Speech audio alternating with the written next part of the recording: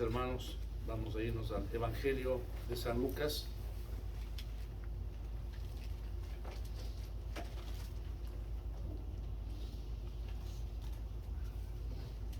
Al capítulo 7.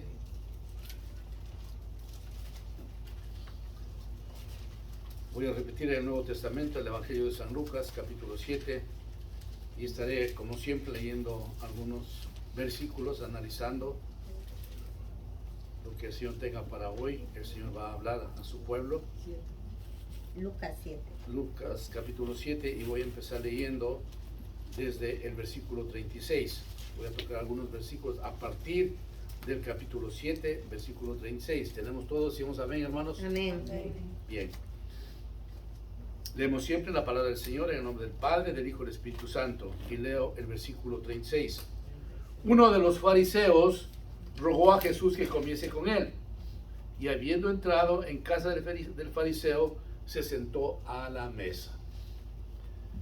Recordemos algo, hermanos, que los fariseos era un grupo político, un grupo religioso que estaba en el pueblo judío. En el judaísmo ellos eran un grupo bastante significativo en el área política especialmente, y también en el área religiosa. Fue este grupo que siempre se opuso a la prédica del Señor, siempre. Por ello, el Señor, podemos mirar en los evangelios que tiene palabras bastante fuertes para los fariseos, porque había una oposición en contra de Jesús. No les gustaba la manera como predicase el Señor. Por eso hasta llegó a decir desde una ocasión, sepulcros blanqueados. Así que el Señor siempre públicamente pudo decirles quiénes eran ellos.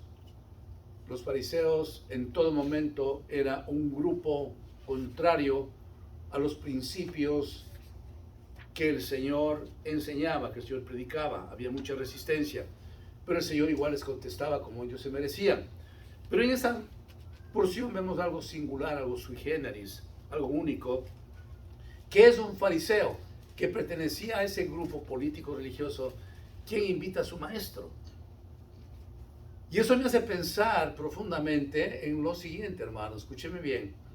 Si el Señor sabía que era un fariseo que pertenecía a ese grupo político religioso que siempre estaba en contra de él, inmediatamente que le invita a su casa, el Señor hubiera dicho, no, gracias, no quiero confundirme contigo.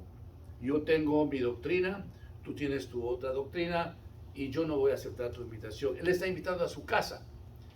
Pero vemos que la reacción del Señor no es así, porque Dios, como dice su palabra, Él vino por los enfermos y no por los sanos. Él vino por nosotros los pecadores. Él no vino por los santurrones, por los santos. Él vino por mí a rescatarme de mi pecado. Y eso es lo maravilloso en el Señor. Ustedes ven que el Señor en su vida de ministerio, los 3 años y medio que tuvo de ministerio aquí en la tierra, ¿con qué tipo de personas estaba involucrado el Señor?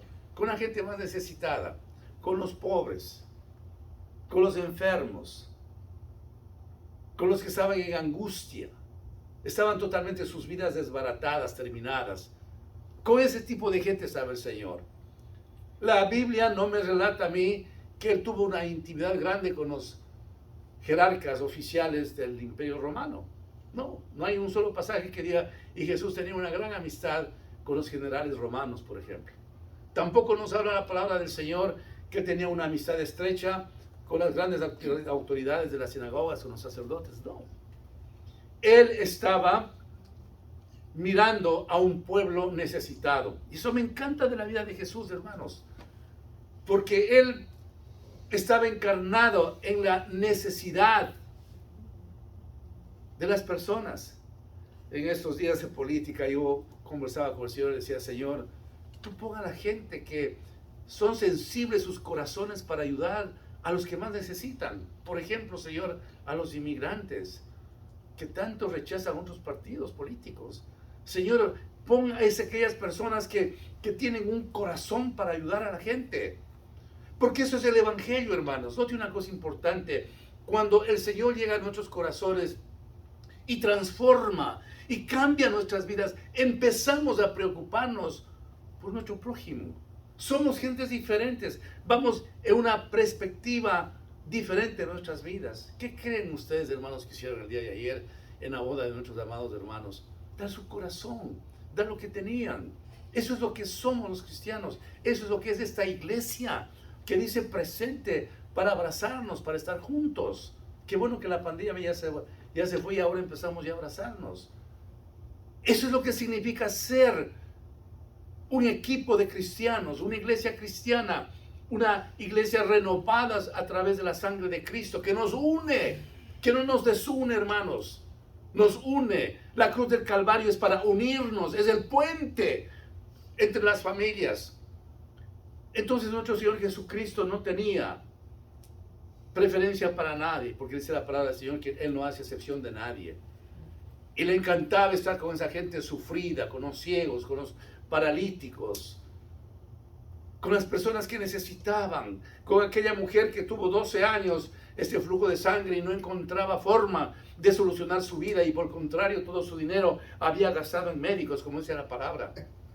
Pero Jesús, con ese corazón tierno, maravilloso, viene a nosotros, los más necesitados, hermanos. Amén. Viene a nosotros porque sabe y sabía perfectamente que le necesitábamos a Él. Se podía Él llegar donde nosotros, golpear las puertas de nuestros corazones y cenar con nosotros. Esa es la vida de Jesús.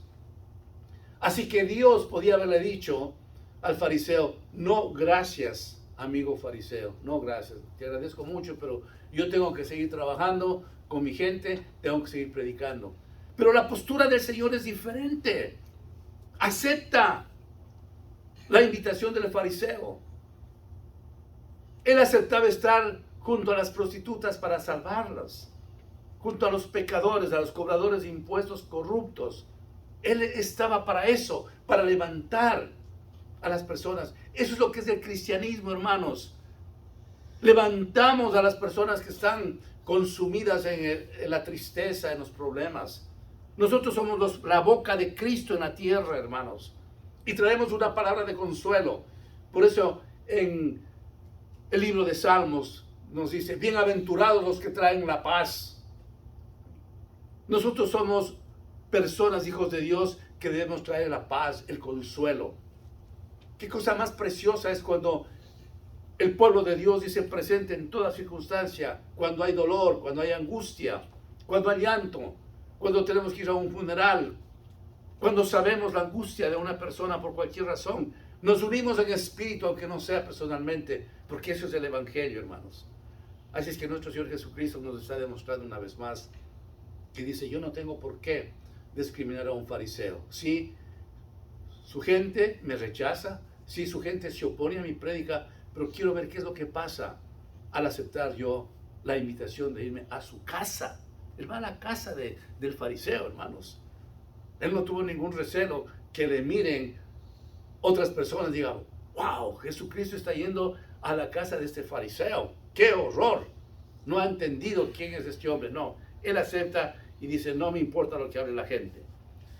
En el versículo 37 dice: entonces una mujer de la ciudad que era pecadora, subrayo, que era pecadora, al saber que Jesús estaba a la mesa en casa del fariseo, trajo un frasco de alabastro con perfume, y estando detrás de él a sus pies, llorando, comenzó a regar con lágrimas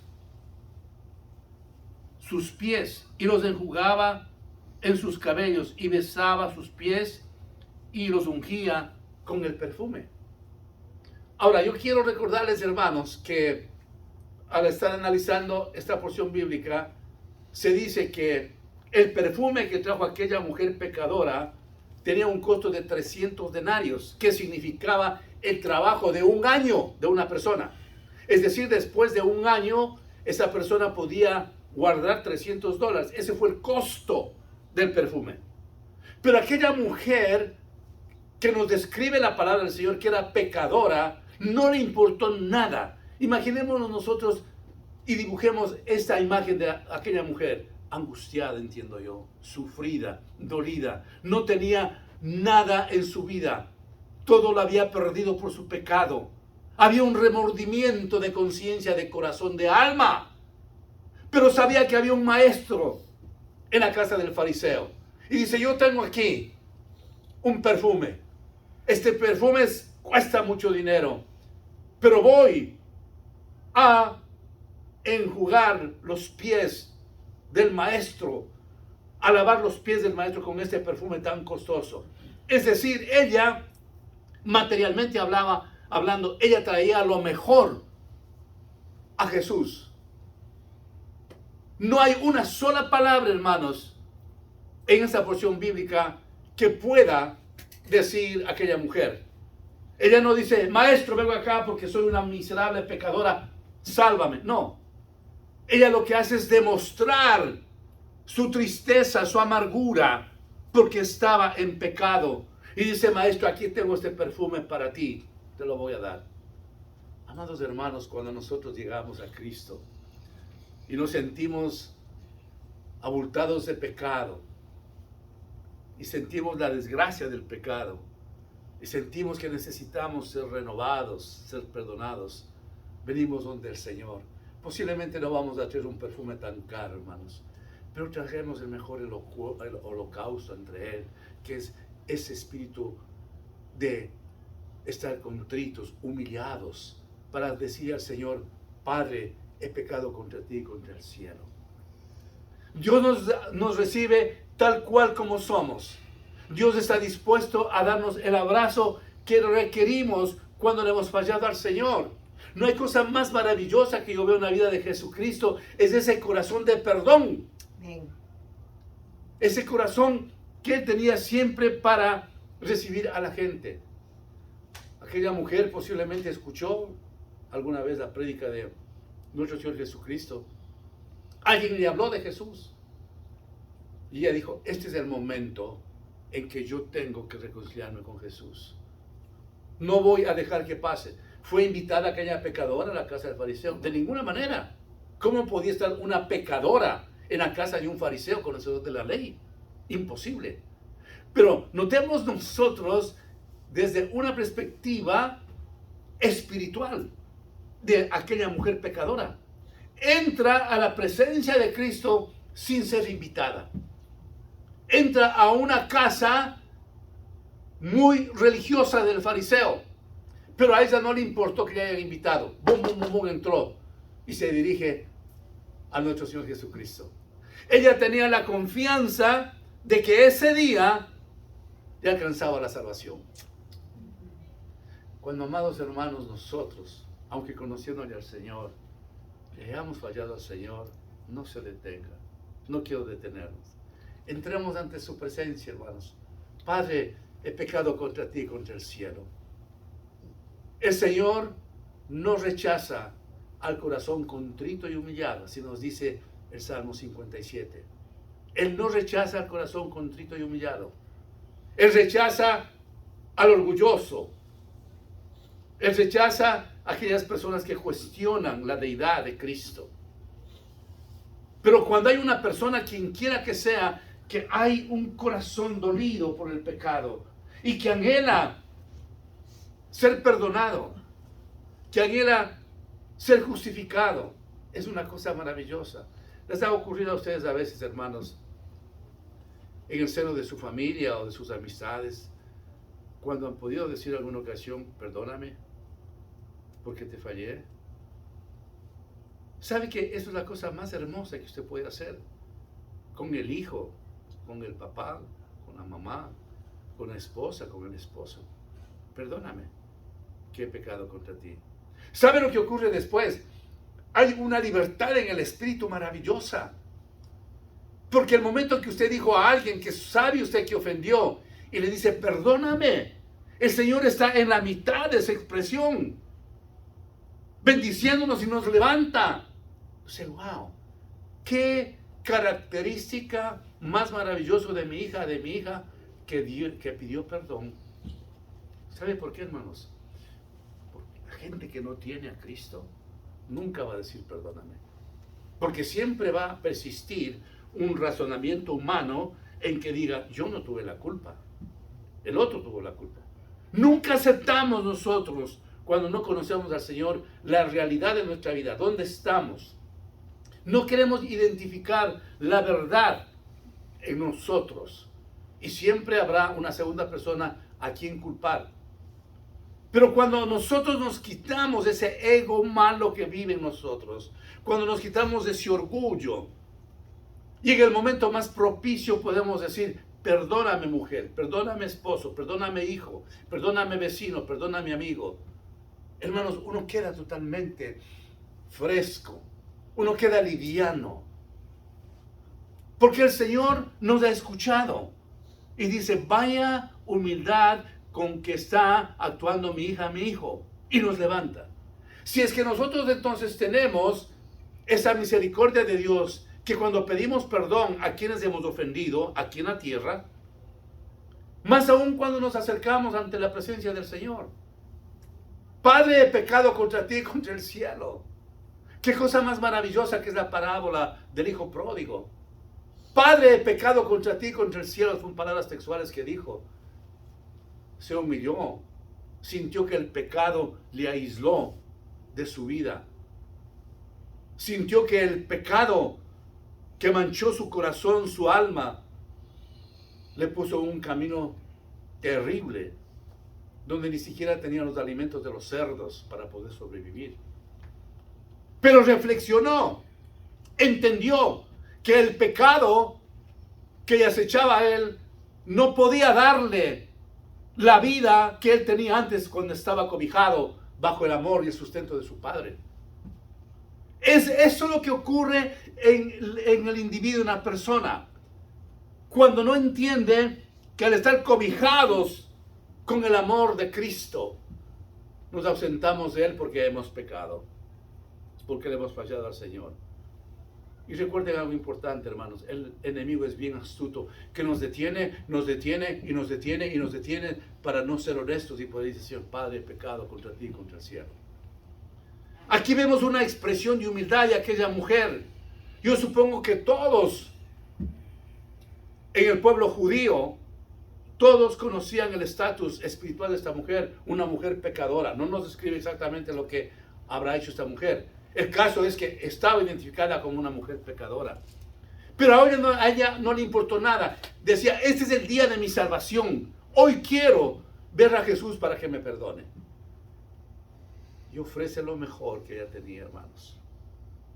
Como cuando usted y yo reconocemos pecado y nos vamos a la presencia de Cristo, cargados de esa multitud de pecados, si usted quiere. Y con un corazón humilde decimos, Padre, perdóname mi pecado. Jesús, lávame con tu sangre preciosa. Sentimos, hermanos,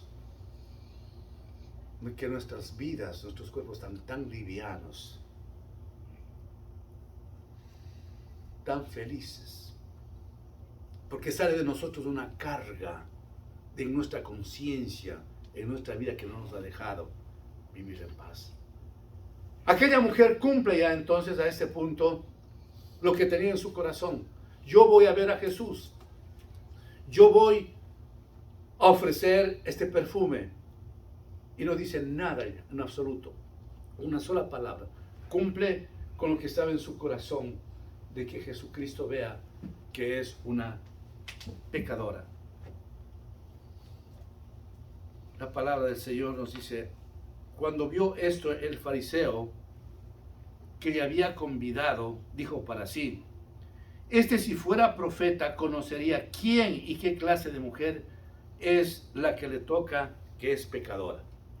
Miren inmediatamente la reacción de un fariseo, cuestionando ¿qué? La deidad de Cristo, cuestionando que Cristo era Dios. Él está cuestionando la postura espiritual de nuestro Señor Jesucristo. Si este supiera, si este fuera profeta, ni siquiera quiere aceptar de que Cristo era Dios. Si este fuera profeta, entendería que esta es una mujer pecadora. Y si es que es una mujer pecadora, ella no debería estar al lado de él. Ese era el principio filosófico de los fariseos. El pecador tenía que estar ausente de todo. El pecador daba malos olores, hay que estar ausente de él. Entonces en su corazón está ya cavilando, maquinando la opinión en contra de Jesucristo. Dice, ¿cómo que dice que es profeta? No tiene un espíritu de discernimiento. Esta mujer es pecadora y él le ha aceptado, dando la opinión como una persona humana, opinión personal. ¿Cuántas opiniones personales hay en este mundo que suspenden nuestro crecimiento espiritual, hermanos? La opinión personal a veces cabe en nuestros corazones, a veces entra en nuestros corazones, cuando hay diferencias de conocimiento, de entendimiento de las cosas del Señor. Pero bien nos decía la pastora esta mañana, ¿no es cierto, hermanos? Nosotros no podemos dar aceptación a doctrinas falsas. Tenemos que estar siempre puestas nuestras antenitas espirituales para decir qué es bueno y qué es malo, qué es de la Biblia y qué no es de la Biblia. El comentario de ese fariseo realmente es tremendo, porque está cuestionando la vida de nuestro Señor Jesucristo. ¿Por qué cuestiona a él? Muy simple, porque no conocía al Señor, porque él tenía una religión. Entonces era un religioso. No entendía quién era nuestro Señor Jesucristo. Él no sabía que era el Hijo del Dios vivo.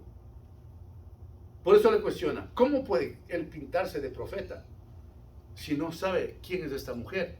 Porque si él fuera un hombre profeta, entendería que esta mujer no debe estar aquí. Pero no tenía tampoco las agallas, como decimos vulgarmente, no tenía la fuerza el fariseo para decir vete de mi casa, porque estaba al lado de Jesús. Noten ustedes una cosa muy importante, nunca le votó el fariseo a la pecadora de la casa de él, era su casa, y quizás tenía todo el derecho de hacerlo. Pero ahí estaba nuestro Señor Jesucristo, que desde el momento ya empezó a protegerlo y a cuidarlo. Pero la opinión del género humano es esa siempre, cuestionar las cosas maravillosas de Cristo. Por eso es que en muchas ocasiones podemos oír cuando estamos en la prueba de los impíos, pero que tanto que oras, pero tanto que vas a la iglesia, pero tanto, y mira que estás, mira dónde estás. Y a veces ni siquiera son las personas, es el mismo enemigo que empieza a cuestionar, a ponernos basura en nuestra cabeza. ¿Para qué sigues orando? Tanto tiempo que has orado y no pasa nada en tu vida. Sigues con el mismo problema, sigues con la misma situación, sigues con la misma enfermedad. Todo sigue igual y lo que es más ha empeorado. Ese es el lenguaje del enemigo, donde nosotros tenemos que repetir, en el nombre de Jesucristo, vete. El fariseo quería darse una explicación a sí mismo para justificar su postura religiosa. Pero no se atrevió jamás a decirle a la pecadora, váyase de aquí, usted es una mujer pecadora.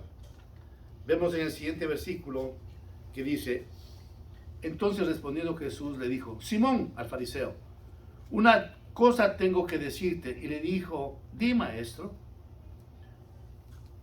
Un acreedor tenía 2 deudores, el uno le debía 500 denarios y el otro 50. Y no teniendo ellos con qué pagar, perdonó a ambos. Di pues, ¿cuál de ellos le amará más? Respondiendo Simón dijo, pienso que aquel a quien perdonó más. Y él le dijo, rectamente has juzgado. Aquí empieza a ponerle en jaque el Señor. Le pone un ejemplo. Del que debe mucho y del que debe poco. Y hace una comparación maravillosa, espiritualmente hablando, del Señor.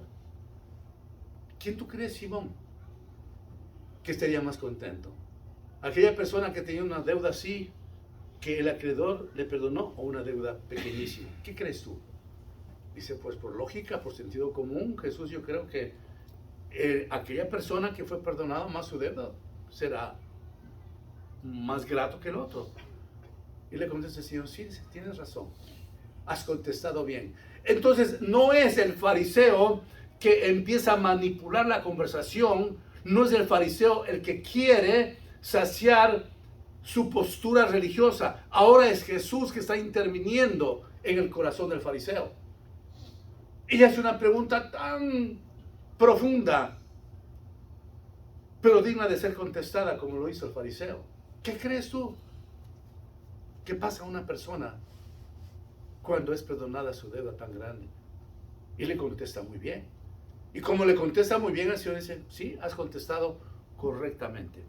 A este punto el Señor está tomando la rienda de la conversación, de la visita, por lo cual él sabía tenía que estar allí. Notemos una cosa importante, hermanos. En el fondo, la razón por la cual Jesús aceptó la invitación del fariseo es porque sabía que una alma, solamente una alma iba a ser salva. Él sabía perfectamente eso y por eso evitó el analizar la postura religiosa del fariseo. Tras de toda esta visita, el Señor sabía que iba a haber una alma salvada. Es así, hermanos, como funciona el Señor en nuestras vidas. Por eso dice, cuando alguien viene a los pies de Cristo, cuando alguien acepta al Señor, cuando un alma es salva, dice que hay fiesta en el cielo. Los ángeles hacen fiesta. Cuando una sola persona hace la oración de aceptación a Cristo, hay fiesta en el cielo. Porque se ha salvado una persona de las garras del enemigo. Porque se ha salvado una persona de pasar eternamente y para siempre en el infierno. Ese es y ha sido y seguirá siendo el propósito de nuestro Señor Jesucristo, la salvación de almas. Por eso estamos aquí reunidos, porque usted y yo conocemos la salvación, porque usted y yo entendemos que hemos sido salvos a través de la misericordia y la gracia del Señor. Pero estamos aquí, hermanos. Esa es la esencia, el corazón del Evangelio. Ver que las almas son salvas, hermanos.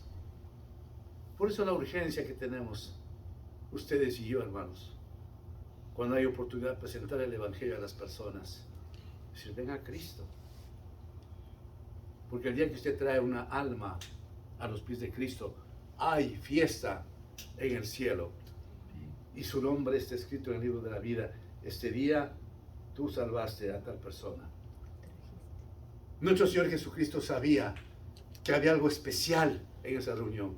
No era un asunto de la invitación de comida o bebida. El Señor sabía que una mujer triste, pecadora, necesitaba de la gracia, de la misericordia del Señor. Y por eso Él pudo decir, presente, yo vengo fariseo, yo vengo Simón a tu casa. Continúa la palabra del Señor en el 44 y dice, y vuelto a la mujer, dijo a Simón, ¿ves esta mujer? Entré en tu casa y no me diste agua para mis pies, mas esta ha regado mis pies con lágrimas y los ha enjugado con sus cabellos. No me diste beso, mas esta, desde que entré, no ha cesado de besar mis pies. No ungiste mi cabeza con aceite, mas esta ha ungido con perfume mis pies. ¿Qué está el Señor diciendo al fariseo en este momento? La actitud de una mujer pecadora, que tanto el fariseo cuestionaba la postura espiritual de una mujer necesitada de Cristo. Mira, me ha hecho esto, me ha hecho esto, me ha hecho esto, y tú no hiciste nada. ¿Dónde está tu espíritu religioso? ¿Dónde está tu humildad conmigo? Esta mujer que no me ha conocido, esta mujer que está en pecado, ha hecho todo esto. Tú no has hecho nada de eso. Amados hermanos, por favor escúchenme en esto. Cuando nosotros confesamos pecados, el Señor con tanta dulzura, con tanto amor, nos levanta de cualquier pecado que hayamos cometido. Amén. Y nos bendice. Y nos defiende, hermanos. Y nos pone en una posición de ser llamados siempre hijos de Dios. Y ya no vamos a estar solos. Desde aquel día que el Señor entra a nuestras vidas y le reconocemos a Él como nuestro Redentor y entendemos el sacrificio que hizo en la cruz del Calvario, ese es el día más maravilloso de nosotros. Amén. Porque hasta el último día Cristo estará defendiéndonos. Yo estaré con vosotros todos los días hasta el fin del mundo. Amén. Y hermanos, y habrá en nuestras vidas situaciones adversas, difíciles, habrá lágrimas, habrá desbalances, habrá muchas cosas. Pero la salvación que Dios nos ha dado, ninguno nos va a poder robar. Aleluya. Nadie, Amén. nadie. Amén. El Señor ya lo hizo en la cruz del Calvario. Y no es un simple eslogan cuando decimos, fuimos comprados a precio de sangre. Sí, hermanos, fuimos comprados a través del sacrificio más grande. Él nos va a cuidar a cada uno de nosotros hasta cuando tengamos la bendición de irnos a verle a Él cara a cara, hasta cuando estemos en las bodas del Cordero. Él va a seguir con nosotros, hermanos. Continúa la palabra del Señor, dice, por lo cual te digo que muchos pecados le son perdonados, porque amó mucho. Mas aquel a quien se le perdona poco, poco ama. Aquellas personas que dicen, no, yo no he sido tan mala gente. Yo me autojuzgo. Yo no he sido malo, yo no he sido un ladrón. Yo no he matado a nadie. Yo no he robado a nadie. Yo no he hecho mal a nadie. ¿Cuántas veces yo dije eso cuando no conocía al Señor? Entonces nos autojustificamos porque no le conocemos al Señor. Pero cuando vemos profundamente la palabra del Señor, dice la palabra del Señor que no hay uno solo que no haya pecado. Así que todos necesitamos de un redentor. Entonces aquellas personas que se creen que nunca han hecho nada, han sido muy buena gente, ¿cómo pueden ellos recibir el perdón de Cristo si no reconocen que han pecado? Si no reconocen profundamente lo malo que han hecho. Ante el Señor, que no se le escapa nada, tenemos que ser libros abiertos. Señor, esta es mi postura espiritual, esta es mi posición espiritual. Así está mi corazón, así está mi mente. El Señor jamás, hermanos, se va a asustarse de nuestros pecados. Jamás se ha asustado del pecado de nadie. Jamás. Porque por esa razón vino el Señor acá a la tierra. No se asustó jamás del pecado de María Magdalena, de los pecados de ella. 7 demonios dice que tenía. Porque Él vino a salvar lo que se había perdido, hermanos. Amén. Cuando una persona siente de que no tiene que pedir perdón al Señor, que tenga mucho cuidado. Concluyo con este último versículo. Y ella le dijo, y a ella le dijo, tus pecados te son perdonados. Qué Aleluya. cosa más maravillosa. Aleluya. Después de que ve toda esa historia de aquella mujer, hermanos, que entra sin pedir permiso a la casa del fariseo, que le da al Señor lo mejor que tiene, que mire el Señor su pecado, que le perdona, tiene el Señor esa alegría de decirle, mujer, tus pecados te son perdonados. Aleluya. Qué alegría habrá sentido esa mujer. Qué alegría nosotros sentimos cuando el Señor nos ve, nos levantamos, hermanos, de nuestras rodillas, confesando pecados, tranquilo, tu pecado ha sido perdonado. Te amo, hijo mío, te amo, hija mía. Esa es la razón por la cual Cristo vino a este mundo y vive en su corazón. Aleluya. Oremos, hermanos. Padre bendito, sí, Señor, reconocemos de que hemos sido pecadores. Reconocemos que te hemos fallado. Pero cuando, Señor, fuimos a ti, o cuando tú viniste a nosotros, nos lavaste para siempre de nuestros pecados. Hoy somos nuevas criaturas. Tu palabra dice, las cosas viejas pasaron, he aquí, todas son hechas nuevas, Señor. Amén. Gracias por ser tus hijos. Gracias porque tenemos nueva vida en ti, Señor. Así es. Ayúdanos a perseverar, Señor, porque no sabemos cuándo nos vas a llevar o cuándo vas a venir. Ayúdanos, Señor, en el nombre de Jesús, a perseverar en ti, Señor. Mira cada familia este momento que está aquí. Los que no han podido venir, mírales también, Señor. Y regálanos, Señor, ese corazón para ti, para seguir, Señor, clamándote y buscándote, Padre. En el nombre de Jesús oramos. Amén.